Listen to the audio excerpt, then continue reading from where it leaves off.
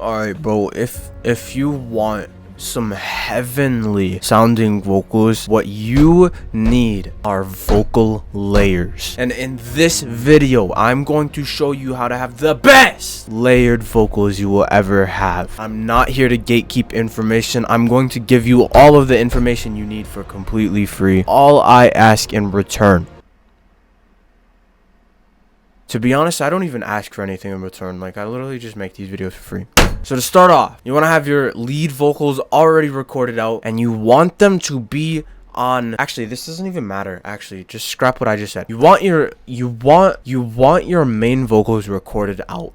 You want your main vocals recorded out, and you want them mixed. If you're ass at mixing, you're out of luck. Ha ha ha, just kidding. I actually have a mixing guide where you can get this preset right here, which I've already showed this preset for free on my YouTube. But you can get this preset. You can also get my recording preset, and you can also for free get my guide with your order. If you go in the link in the description, you're gonna see the template preset. All you gotta do, go cop that. It's really cheap, and then you're gonna get a guide that's 15 pages, and it's gonna show you exactly how to mix. I promise you, your life is gonna change after you read that shit. But yeah, anyway, I'm gonna show you how, like my lead vocals sound. Now keep in mind, I did, like I said, record with my recording preset, so there are effects on it, so your lead vocals are probably gonna sound ass when they're raw, but I'm just gonna show you so you have an understanding of like God, the fucking voice crack. Okay, I'm gonna show you now. Would you ride for me, cause I would ride for you? This is no effects. Would you die for me, cause I would die for you? Would you ride for me, cause I would ride for you? Now effects. Would you ride for me, cause I would ride for you? Would you die for me, cause I would die for you? Would you ride for me, cause I would ride for you? Would you die for me, cause I would die for you? It honest to God doesn't do a lot, but it's cleaning it up so that the beat doesn't clash with the vocals. That's all it's doing. And then I have another vocal chain, which you need to copy this one. Make sure you do this before you record out your layers, and then we're gonna route our layers to this track. So I'm gonna show you what I do on it. So now what you can do is just take your original vocal chain, hold this down, and then you just drag it to like whatever insert you want to route your layers to, and then you'll have all of your effects already on. All that we need to do is we need to add a stereo shaper, and we need to go 2 to the right with this arrow, and then we need to add an EQ somewhere in the mix that's gonna look like this. Now I'm going to explain why in a second, but hold on. You want to do something like this. Now hear me out. Maybe this isn't the technical way of doing it, but my like brain dead way of explaining this to us music makers who don't know what the fuck they're doing is when you have frequencies in the same range that are playing at the same time. So let's say our main vocal is taking up this area right here.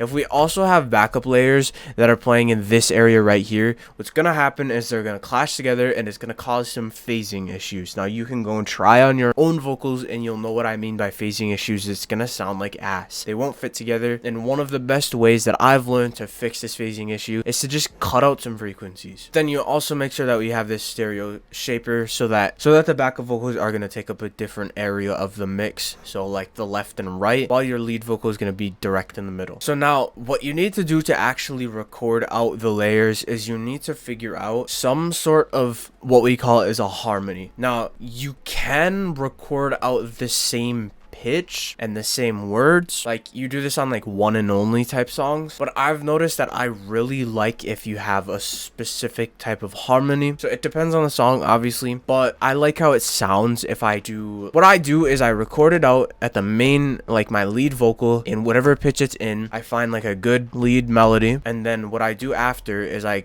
go and I sing the same words, but I sing up in pitch or I sing down in pitch. So I'm gonna show you. So like I showed you, we have our lead vocals. Now I'm gonna show you the harmonies, but then I'm gonna replay it and then show you it with the lead vocal. Cause I would ride for you. Now if I show you the lead vocal, cause I would ride for you. So it's cause I would ride for you, and then this one is cause I would ride for you. Cause I would ride for you. So it's up on the layered vocal. Now I do the exact same thing here. I'll listen to the lead vocal. Would you die for me, cause I would die for you? Cause I would die for you. And now this one, cause I would die for you. cause I would die for you. It's up in pitch. Now what you need to do is you need to listen over your lead vocal, and you need to hear out what you think would sound good. So I could go, would you die for me, cause I would die for you. would you die for me, cause I would die for you, cause I would die for you, cause I would die for you. We have to think of where our vocals could go up in pitch or even down in pitch. So if I was singing this one right here, Cause I would die for you. would you die for me, cause I would die for you, cause I would die for you, cause I would die for you. That one right there would be a layer if you wanted to do that. If you're singing already like your lead vocals in a higher pitch,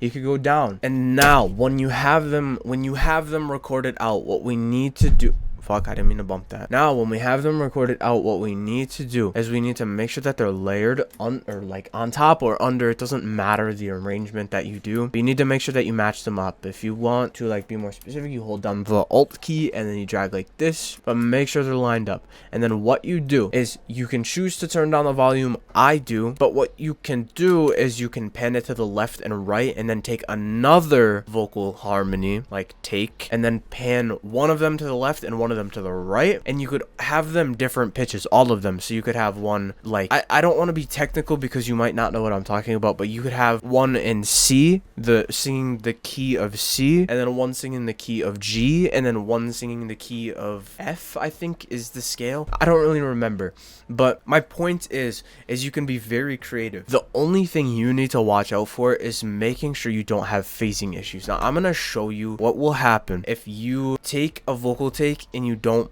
pan it. So listen to these two. I'm gonna turn this one up. Cause I would die for you. Sounds like ass, right? So what I'm trying to explain is either use the stereo shaper, or if you want to take two takes, you can pan one to the left, Cause I would die for you. and then one to the right. Cause I would die for you. Just try to think in your head of a line, like a melody that would work over top of what you're singing, and you'll be left with, would you ride for me, cause I would ride for you. Would you die for me, cause I would die for you.